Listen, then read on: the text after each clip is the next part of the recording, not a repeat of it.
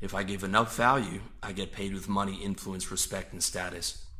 If I don't give enough value, you're free to discard me and my content.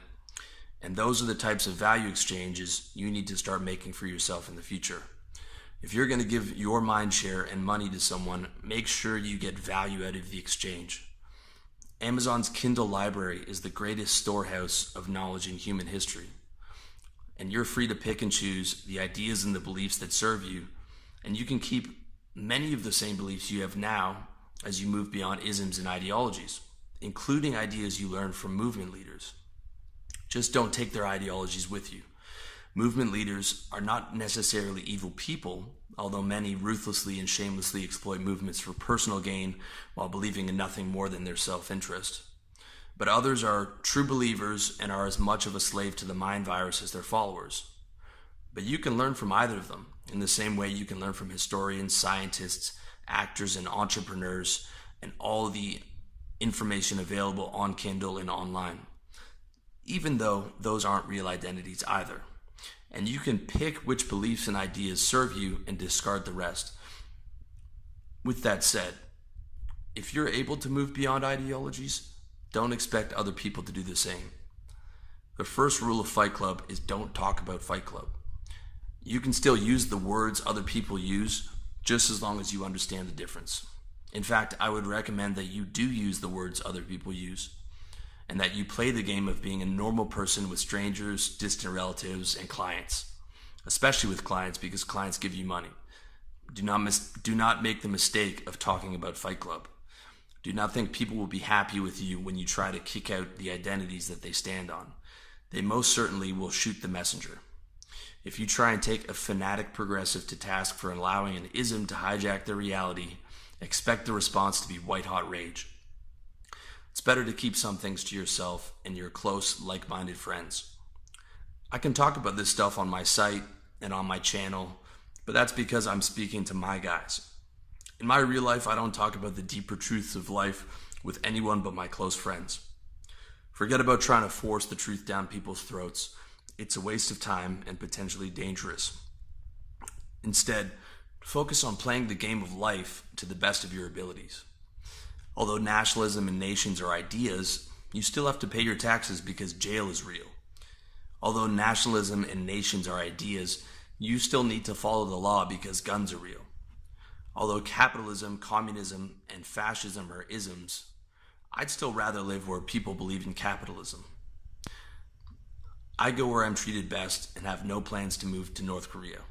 I prefer to live where people believe in money instead of a place where people believe the state owns all the goods and services. But just because I prefer to live in a country where other people believe in capitalism doesn't mean I identify as a capitalist. I identify as a human who does business selling goods and services in the free market. That's my reality, being a human who produces and sells content online. A decade ago, I mistakenly considered myself a libertarian. Today I know better. But I still want to live in a country that has low taxes and a healthy respect for free enterprise, or at the very least a country that doesn't tax foreign-sourced online income, even though I know that nationalism is just another ism. But I respect other people's beliefs, and you should too. Don't make the mistake of being dumb smart and blurting out truths that don't serve your best interests. I was born on a part of God's green earth where people identify as Canadian. I know that Canada is an idea and that it's defined by lines on a map. I know that the map is not the territory. I know that I'm not Canadian, and I've discarded all the baggage that comes with nationalism. But if a stranger asks me my nationality, I'll say Canadian, because I'm not going to start a fruitless conversation with a stranger about isms, ifs, ians, and ists. Not only will it not go anywhere, but most people will find my line of thought rude or annoying, and that goes against my strategy of creating happy experiences for myself and others. When you're in the Matrix, use the Matrix's words, even if you can see the code. And this is especially true when you're speaking with powerful people. The police officer who pulls you over does not want to hear a lecture on ideologies. Neither does the customs officer. When the customs officer asks for my passport and nationality, I will respectfully give him what he wants. I give the people with all the guns what they want because I like not going to jail. I don't pick fights with powerful people, and neither should you. Nationalism and governments might be ideas, but the guys with guns are real. And the same logic applies to powerful people aligned with other movements and other ideologies. Do not make the mistake of thinking that other people's rules don't apply to you just because you don't believe in them. Follow the laws of the land, even if you don't believe in the rules. You'll find that most of the laws are things you would do anyways when you align your wants with your happiness. When you align your wants with your happiness, you probably won't want to do things that hurt others. So don't worry about handing your passport over to customs, and don't make a fuss. A player in the game of life doesn't pick battles with powerful people. Be a player in the game of life. Not in the sense of picking up another ideology, but in the sense of playing the game of life as a strategy for maximizing happiness. When you see the game for what it is, it becomes crystal clear that you either play or get played, and that playing for happiness is the most logical thing you can do. Not fighting unnecessary battles because you let your mind get hijacked by an ideology, or because you removed yourself from an ideology and think that you shouldn't have to play the game. A player in the game of life always aims to play the right card at the right time. A player in the game of life chooses the path of least resistance to get to his destination. So in summary, you are not an ism, an ist, an ian, or an iv. Those are traps that get you nothing and take everything. You are not the country you were born into. The country is a map of the territory you live in. The territory is the direct experience in living in that particular part of God's green earth. You're not even your job title or your car or the money you have in the bank. Those are merely tools to get you a better quality of life. You are the nameless, formless spirit. And through the miracle of creation, you somehow incarnated into a human body. Your tribe is the people who know and love you.